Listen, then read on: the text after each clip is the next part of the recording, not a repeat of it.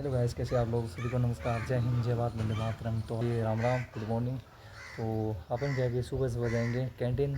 तो कैंटीन से क्या है सामान लेके आएंगे। तो चलिए फिर अपन कैंटीन चलते हैं और वहाँ से शॉपिंग करते हैं। क्या क्या लेके आए हैं, तैयार हो गए हैं, बस कहाँ पड़ी है। चलो, जय श्री श्याम, श्याम बाबा मंदिर और पास में बगीचे वाले जो मंदिर। धूप क्या है कि बहुत ख़तरनाक पड़ रही है, तो गमछा लेना पड़ा और हाथ में थैला जिसमें के सामान लेके आएंगे। और धूप क्या है कि बहुत ख़तरनाक है। तो हमारे एरिया में क्या है कि चूरू तारनगर साइड में क्या है कि धूप बहुत ख़तरनाक पड़ती है। तो क्या है कि ये अपन आ गए धर्मशाला की साइड और यहाँ चल रहा है काम। जब क्या कि पानी भर जाता है इस साइड में, डाल रहे हैं। तो मेरे जस्ट पीछे धर्मशाला है। बारिश का पानी क्या है कि यहाँ पे बहुत ज़्यादा जमा हो जाता है, तो धूप भी बहुत ख़तरनाक है। तो क्या है कि बहुत ख़तरनाक बारिश आ जाती है, तो क्या है कि पूरा गांव का पानी यहाँ पे जमा हो जाता है, जैसे कि आने जाने में दिक्कत होती है। और पास में स्कूल है, 2 बच्चों की है, तो उनको दिक्कत होती है, जिससे क्या है 2 दिन 3 दिन की छुट्टी करनी पड़ती है उनको स्कूल की।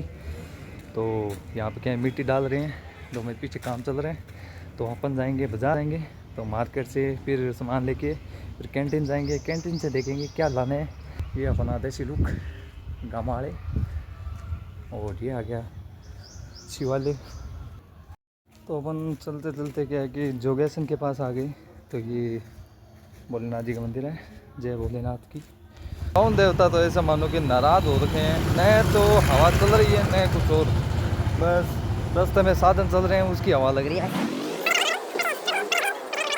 ये आ गई स्कूल। पैदल चलने से क्या है कि मांसपेशियों में कोई दिक्कत नहीं होती, अपने पैरों की एक्सरसाइज होती रहती है, मेंटेन रहती है शरीर बॉडी, और रिलैक्स महसूस होती है। पैदल चलना चाहिए। सरकारी स्कूल में क्या है कि बारिश का पानी जमा हुआ है। तो हाँ जी, क्या है कि धूप के कारण चेहरा पूरा बेहाल हो चुका है, और मोटी मोटी दुकान से सामान ले लिए लगभग अनार, सेव, कीवी। और तो कैंटीन दिखाता हूँ, कैंटीन से सामान लेके आएंगे और कैंटीन भी दिखाता हूँ अपने एरिया की। चलो फिर कैंटीन की तरफ बढ़ते हैं। ये आ गई अपनी कैंटीन। कैंटीन में देखते हैं मैदा लेना है, तो मैदा कहाँ देगा, कहाँ मिलेगा, कहाँ मिलेगा। दलिया आ गया, दलिया आ गया, सूजी ढूंढना पड़ेगा। मैदा। चलो कैंटीन से सामान दिखाता हूँ। कैंटीन में क्या मैदा है नहीं, ख़त्म हो चुका है। दूसरा सामान देखना पड़ेगा, दूसरा सामान ढूंढना पड़ेगा। क्या लेना है, लिस्ट है मेरे पास, उसमें से देखना पड़ेगा।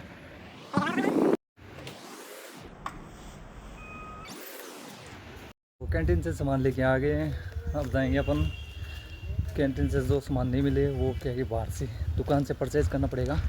तो चलिए फिर 2 दुकान और फिर के सामान लेके आते हैं, फिर जाएंगे सीधा घर पे। कुछ सामान बहुत हो गया। ये कैंटीन से सामान ले लिया अपन ने, मोटा मोटा सामान।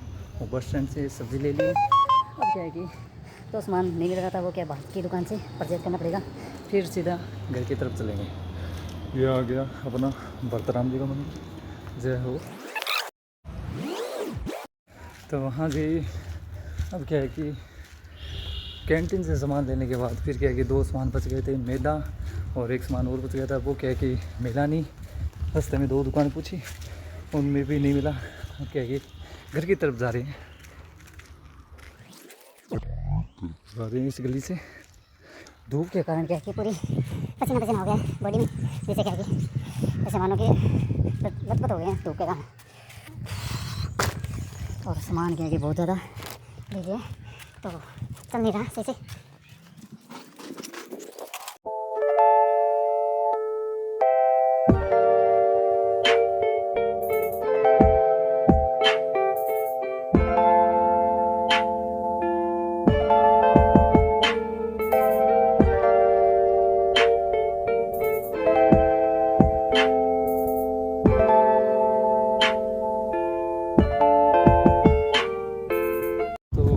हाँ जी, रास्ते में क्या है कि अपना भाई मिल गया था गाड़ा चलाने वाला, जो कि उसके साथ क्या कि बचपन में क्रिकेट खेलते थे, तो वो मिल गया था।